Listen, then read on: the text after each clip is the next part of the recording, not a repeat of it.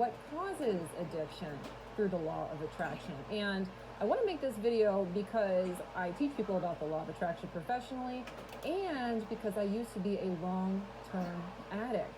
And so I have a unique perspective on this that I'd like to share. This is the intuition and the guidance that I've gotten about this topic that I'd like to pass on to you. So take it for what it's worth, and I hope you enjoy it.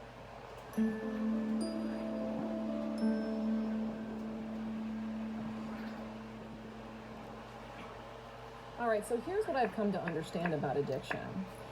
Addiction, from my perspective, really occurs because somebody has found themselves in a lowered vibrational state, probably for a long period of time. That doesn't mean that they're never happy, but they may be dealing with depression, or they may be dealing with anxiety, or they may be dealing with childhood issues, or issues of self-worth, or issues of self-love, or dealing with long-term poverty, or something that for some reason has them feeling like crap 99% of the time. At least that was the case for me. All right, so I think if you talk to most addicts, that's probably something that you're going to find, is that they just did not really feel happy.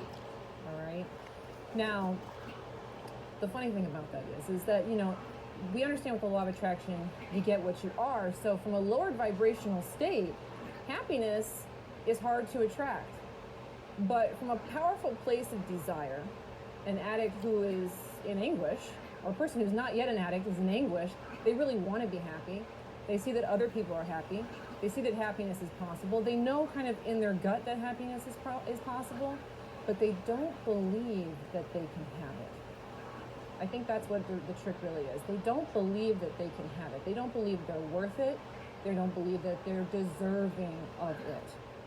And so they find that they can't really cultivate it regularly on their own.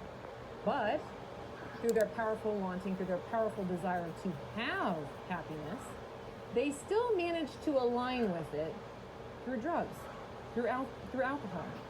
They align themselves, at least I did, we align ourselves with a reality where it's possible to have the happiness through an outside substance. So to take something, some kind of drug or some kind of alcohol, to alleviate the pain and to experience happiness through that substance for a temporary point in time. That's what's really kind of funny about it, is that they still manage to get it. They still manage to find a way to attract it. It's almost kind of remarkable when I think about it, that really all I wanted was to be happy. I didn't believe that I could be happy, so I aligned with a reality where I could take certain substances that could make me happy.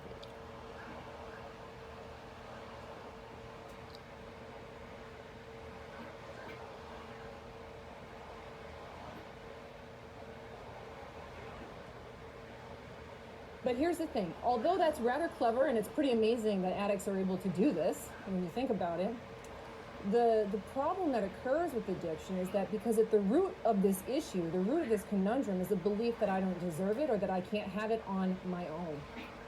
So an addict becomes addicted to the substance because they come to believe that that's the only way they can be happy, is if they have that substance. And so I wanted to make this video for you, because I think a lot of times we look at addicts as, having ulterior motives, or being assholes or jerks, and there may be things like that go on with certain addicts. I'm not going to lie, that can happen for sure. But I think when you boil it all down, what you're really looking at is a person who just wants to be happy, and they found a way to be happy. And so what's the answer to addiction?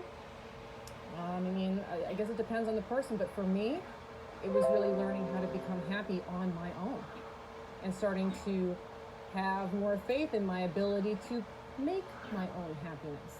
And so if I were talking to an addict, if I was dealing with an addict today, I would probably avoid shunning them, or being mean to them, or talking down to them, or telling them what they're doing wrong.